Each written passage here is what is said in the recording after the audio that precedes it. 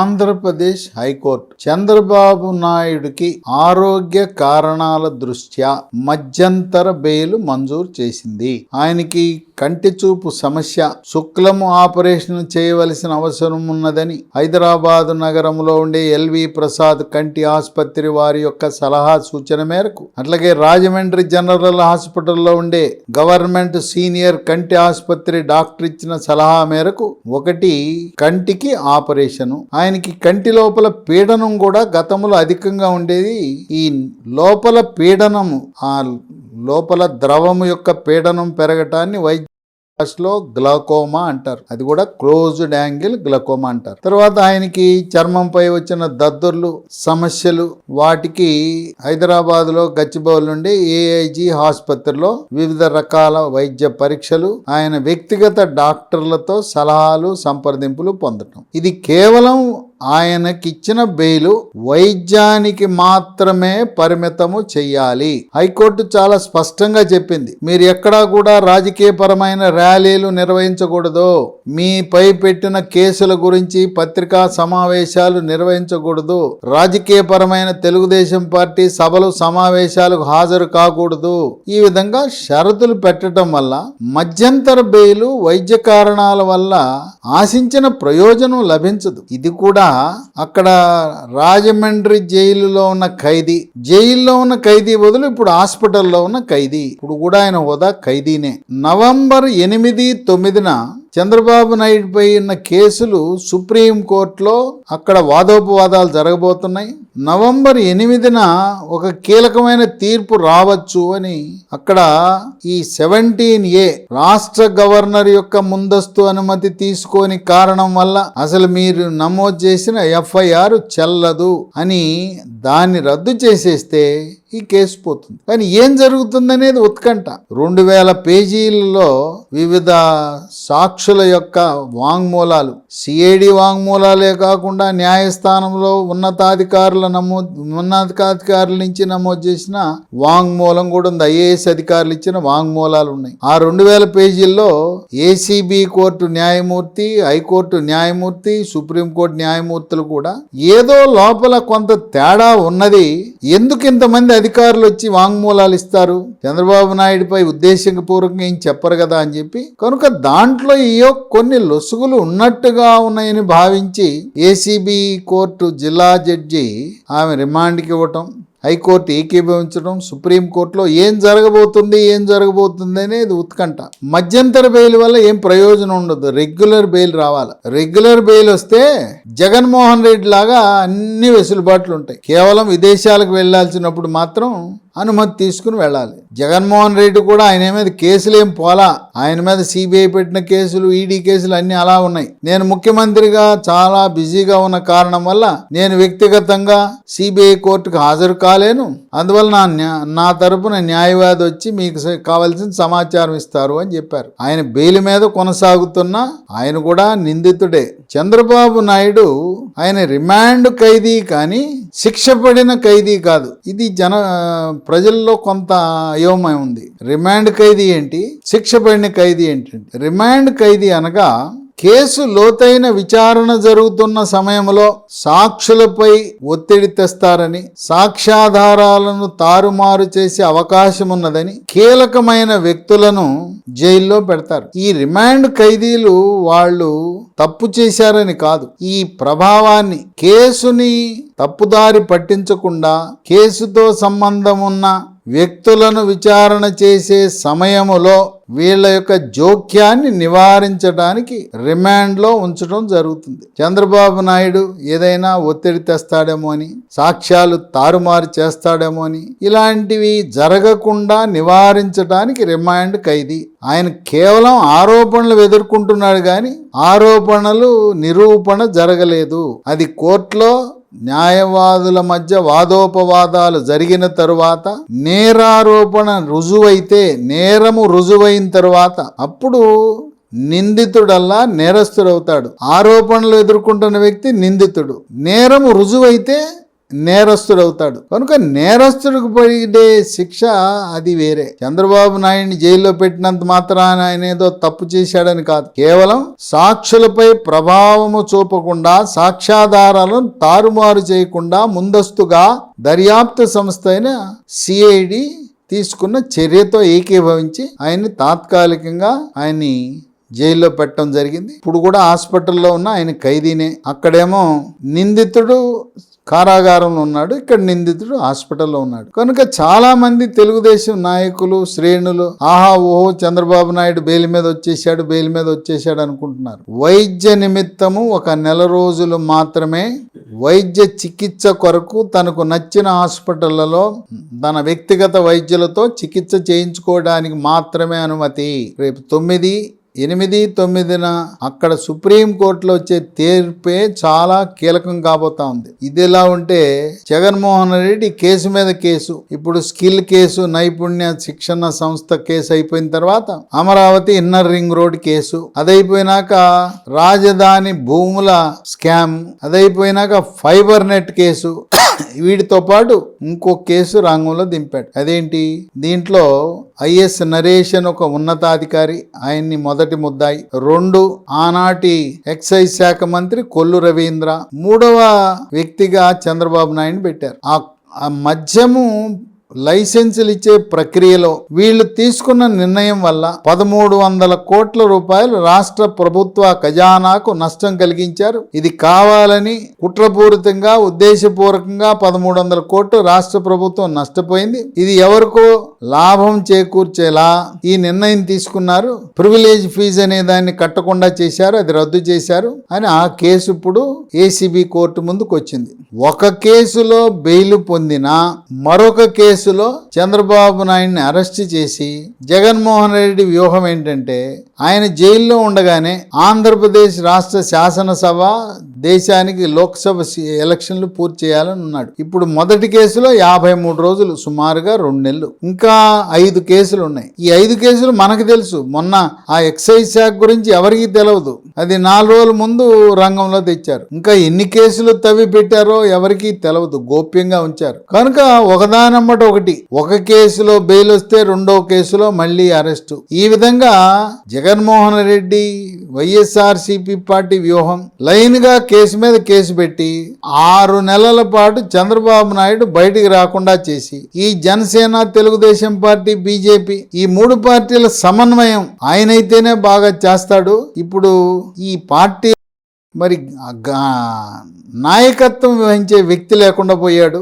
అలా అయోమయానికి, గందరగోళానికి గురి చేసి 3 పొత్తు పెట్టుకుంటే గెలవడం తథ్యం. చంద్రబాబు నాయుడు కీలకం సమన్వయానికి. ఆయన అనుభవం, ఆయన అపర చాణక్యుడు లాంటి వాడు. అందువల్ల ఆయన విశేషమైన 40 సంవత్సరాల రాజకీయ అనుభవంతో ఇచ్చిపుచ్చుకునే ధోరణి, ఏ సీటు ఎవరికి ఏ పార్టీకి కేటాయించాలి, సముదాయించటం, తర్వాత నాయకులను ఒప్పించటం, ఆ విధంగా చంద్రబాబు నాయుడు జైలు బయట ఉంటే 3 పార్టీలు కలిసి 150 సీట్లు ఆంధ్రప్రదేశ్లో జనసేన, తెలుగుదేశం, బీజేపీ పార్టీ గెలిచి అధికారంలోకి వస్తుంది. అందువల్ల ఈ 3 పార్టీలను అయోమయానికి, గందరగోళానికి గురి చేసి మరి చుక్కాని లేని నావలా చేద్దాం తెలుగుదేశం పార్టీని.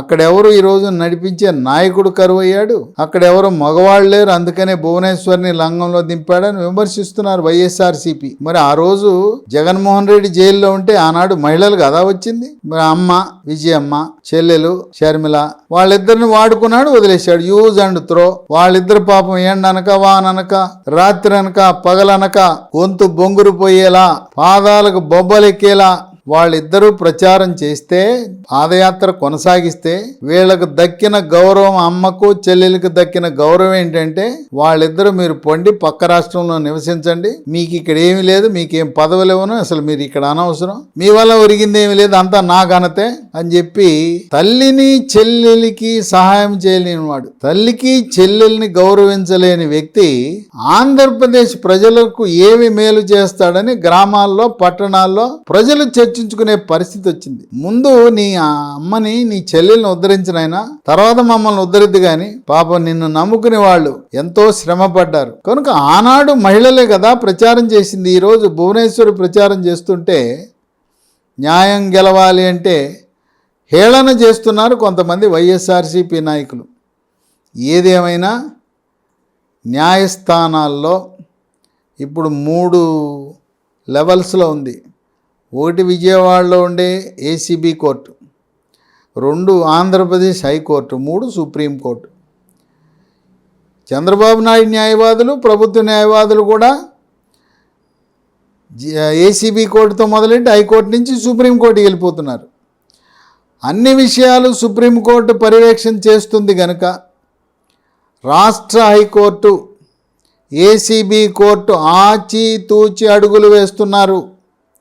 వీళ్ళు ఇచ్చే మధ్యంతర ఉత్తర్వులు కానీ తుది జడ్జిమెంటును కానీ సుప్రీంకోర్టుకు దృష్టికి వెళుతున్న కారణం వల్ల చట్టాన్ని, న్యాయాన్ని గౌరవిస్తూ తొనకకుండా బెనకకుండా ఎవరైతే ఏమి, ఓ పక్క ప్రభుత్వం ఉండొచ్చు, మరో పక్క మాజీ ముఖ్యమంత్రి ఉండవచ్చు, ఈ న్యాయమూర్తులు ఎవరు కూడా ప్రభుత్వము నుంచి జీతాలు పొందేవాళ్ళు కాదు. వీళ్ళందరూ కూడా రాష్ట్రంలో ఉండే న్యాయ వ్యవస్థ, అందరు జడ్జిలు కూడా రాష్ట్ర హైకోర్టు ప్రధాన న్యాయమూర్తి కంట్రోల్లో, నియంత్రణలో ఉంటారు. వాళ్ళ నియామకాలు, ప్రమోషన్లు, జీతభత్యాలు అన్నీ కూడా రాష్ట్ర ప్రధాన న్యాయమూర్తే నిర్ణయిస్తాడు. అందువల్ల ప్రభుత్వము ఎటువంటి జోక్యం చేసుకునే అవకాశం లేదు. మాజీ ముఖ్యమంత్రి అయినా, ప్రస్తుత ముఖ్యమంత్రి అయినా వాళ్ళ యొక్క ధోరణి ఏమాత్రం మారదు. వాళ్ళు న్యాయ వ్యవస్థలో ఉన్నవారు ఎవరికీ ఏమాత్రం భయపడవలసిన అవసరం లేదు, ఒత్తిళ్లకు గురి కావాల్సిన అవసరం లేదు. ఇక ఒకసారి ఆ స్థానానికి వెళ్ళిన తర్వాత వాళ్ళని ఎవ్వరూ తీసేయలేరు. జిల్లా కోర్టు న్యాయమూర్తిని ఎవరు తీసేయలేరు. తీసేయాలంటే రాష్ట్రపతి తీసేయాలి. రాష్ట్ర హైకోర్టు న్యాయమూర్తి ఆయన కూడా ఎవరేం చేయలేరు. సుప్రీంకోర్టు న్యాయమూర్తులు వాళ్ళు ప్రత్యక్షంగా రాష్ట్రపతి కింద పనిచేస్తుంటారు. కనుక కేంద్ర ప్రభుత్వము సుప్రీంకోర్టు న్యాయమూర్తులపై ఎటువంటి ప్రభావం చూపలేరు. అట్లాగే రాష్ట్రంలో ఉండే ముఖ్యమంత్రులు కానీ, మంత్రులు కానీ, అధికారులు కానీ, రాష్ట్ర న్యాయమూర్తులపై కానీ, జిల్లా జడ్జిలపై కానీ, కింది స్థాయి కోర్టులో ఉండే జడ్జిలపై ఎటువంటి ప్రభావం చూపించే అవకాశం లేదు. ఇది చంద్రబాబు నాయుడు వ్యవహారం హై ప్రొఫైల్ కేసు కనుక ఎప్పటికప్పుడు సుప్రీంకోర్టులో నిశితముగా పరిశీలిస్తున్నారు. ఆంధ్రప్రదేశ్ హైకోర్టు న్యాయమూర్తి, రాష్ట్ర న్యాయ పరిపాలన చూసేది రాష్ట్ర హైకోర్టు ప్రధాన న్యాయమూర్తి. దేశంలో ఉండే న్యాయ వ్యవస్థను పర్యవేక్షించేది, పరిరక్షించేది, కాపాడేది, న్యాయదేవతకు అండగా నిలబడేది సుప్రీంకోర్టు ప్రధాన న్యాయమూర్తి.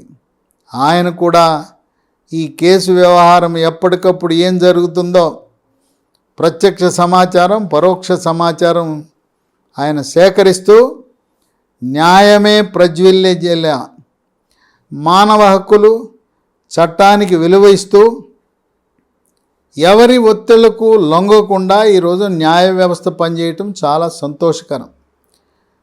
కనుక సామాన్య ప్రజలు మధ్యంతర బెయిలు, వైద్య పరీక్షలకు, చికిత్సకి ఇచ్చిన బెయిల్ని సాధారణ బెయిల్గా పరిగణించకూడదు.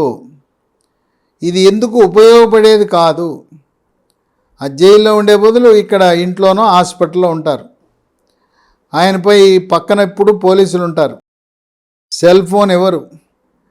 ఏదైతే రాజమండ్రి సెంట్రల్ జైల్లో నిబంధనలు, షరతులు ఉన్నాయో అవన్నీ కూడా హాస్పిటల్లో ఉన్నా, ఇంట్లో ఉన్నా కూడా ప్రస్తుతం వర్తిస్తాయి. అందరూ కూడా నవంబర్ 8, నవంబర్ 9న సుప్రీంకోర్టు ఏ విధంగా స్పందించబోతుంది అని ఆ యొక్క తీర్పు కోసం ఎదురు చూస్తున్న తరుణంలో కొంత ఊరట అంతే. చంద్రబాబు నాయుడు వంటిపై దద్దుర్లు, చికిత్స ఉన్నది, కంటి శుక్లాలు ఆపరేషన్ చేస్తారు, ఆయన ఆరోగ్య పరిస్థితి మెరుగుపడుతుంది, బరువు తగ్గిపోయాడు అని కుటుంబ సభ్యులు అంటారు. ప్రభుత్వం ఏమో ఏం తగ్గలేదు, ఆయన ఇక్కడ వచ్చినప్పుడు ఎంత ఉన్నాడో అంతే ఉన్నాడని. బరువు అనేది పెద్ద ఇది వ్యవహారం ఏం కాదు. మరి ఆయనకి ఏసీ కావాలని గవర్నమెంట్ డాక్టర్లు చెప్తే ఏసీ పెట్టారు. అందువల్ల సుప్రీంకోర్టు నవంబర్ 8న ఇచ్చే 9న ఇచ్చే తీర్పే కీలకం కాబోతా ఉంది. ప్రభుత్వం ప్రతిష్టాత్మకంగా తీసుకుని ఎట్టి పరిస్థితుల్లో కనీసము 6 నెలల పాటు సార్వత్రిక అసెంబ్లీ పార్లమెంట్ ఎన్నికలు పూర్తయ్యే వరకు చంద్రబాబు నాయుడిని రాజమండ్రి సెంట్రల్ జైల్లో ఉంచాలనే సంకల్పంతో ఉన్నారు. ఆయన ఒక లెటర్ రాయటం జరిగింది. భద్రతా కారణాలు ఉన్నాయి, ఇక్కడ మాజీ నక్సలైట్లు ఉన్నారు, ఇక్కడ గంజాయి బ్యాచ్ ఉంది, గంజాయి అక్రమ రవాణా చేసేవాళ్ళు ఉన్నారు, నాకు ప్రాణహాని ఉన్నదంటే ఆయనకి ప్రాణహాని లేని సురక్షితమైన మరొక జైలుకు మారుస్తారు. అవసరమైతే ఆయన్ని ఆంధ్రప్రదేశ్ రాష్ట్ర జైలే కాకుండా న్యాయస్థానం అవకాశం ఇస్తే పక్క రాష్ట్రాలుండే జైల్లో పెట్టే కూడా అవకాశం ఉంది. జైలులో భద్రత ఇవ్వడానికి న్యాయమూర్తులు ఏమాత్రం వెనుకంజ వేరు. చంద్రబాబు నాయుడు తరపు న్యాయవాదులు, ఈయన హై ప్రొఫైల్ వ్యక్తి, ఇప్పటికే తూర్పుగోదావరి జిల్లా ఎస్పీకి ఒక లెటర్ వచ్చింది, చంద్రబాబు నాయుడిని దాడి చేస్తాము, ఆయన తడాకా చూస్తామని రాశారని అన్నప్పుడు సురక్షితమైన జైలు భారతదేశంలో ఏ రాష్ట్రంలో ఉండే జైలుకైనా పంపించే అధికారము న్యాయ వ్యవస్థకు ఉంది. జిల్లా ఏసీబీ కోర్టు న్యాయమూర్తి ప్రభుత్వానికి సూచన ఇవ్వచ్చు. దేశంలో చంద్రబాబు నాయుడు యొక్క జెడ్ కేటగిరీ భద్రతా దృష్ట్యా మీరు మంచి సురక్షితమైన 3 జైళ్ళ జాబితా ఇమ్మని అడగచ్చు, 3 పేర్లు అడగచ్చు. ఆ 3 పేర్లలో ఏసీబీ న్యాయమూర్తి ఎంపిక చేసి రాజమండ్రి కారాగారం నుంచి వేరే జైలుకు మార్చే అవకాశం ఉంది. సాధారణంగా జైల్లో ఉండే వాళ్ళకి ఎవరు ఏసీ పెట్టరు, వాళ్ళ యొక్క నియమ నిబంధనలు అంగీకరించవు. కానీ గవర్నమెంట్ డాక్టర్ల యొక్క సలహా మేరకు ఏసీబీ కోర్టు న్యాయమూర్తి ఆదేశం ఇచ్చారు, జైల్లో పెట్టండి ఏసీ అంటే న్యాయమూర్తి ఆదేశాల ప్రకారం. మరి జైలు మాన్యువల్ ప్రకారం ఏసీ పెట్టే అవకాశం లేకపోయినా పెట్టారు. కనుక ఆ జైలు నుంచి మార్చి జెడ్ కేటగిరీ ఉన్న వ్యక్తికి 100కి 100 రూపాయలు భద్రత ఉండి ఆయనపై దాడి చేసే అవకాశం ఉన్న ఈ అతివాదులు, గంజాయి బ్యాచ్ లేని జైలుకి తరలించి అక్కడ కొనసాగించే అవకాశం కూడా ఉందని చెప్పి న్యాయ నిపుణులు భావిస్తున్నారు. ఏదేమైనా తెలుగుదేశం పార్టీ శ్రేణులకు, నాయకులకు, కుటుంబ సభ్యులకు ఆరోగ్య కారణాల రీత్యా వచ్చిన మధ్యంతర బెయిలు తాత్కాలిక ఊరట మాత్రమే. 8, 9 నవంబర్న సుప్రీంకోర్టు ఇవ్వబోయే తీర్పు అదొక చారిత్రాత్మకమైన తీర్పు, భావి తరాలకు తీర్పు కాబోతుంది. వాళ్ళు ఏం చెప్తారో ఆసక్తిగా వేచి చూస్తున్నారు. కేవలం తెలుగు ప్రజలే కాదు, భారతదేశంలో ఉండే అన్ని రాజకీయ పార్టీలు, విజ్ఞులు, మేధావులు, సాఫ్ట్వేర్ రంగ నిపుణులు కూడా ఏం కాబోతుంది సుప్రీంకోర్టు న్యాయమూర్తి అని చెప్పి ఉత్కంఠతో ఎదురు చూస్తున్నారు.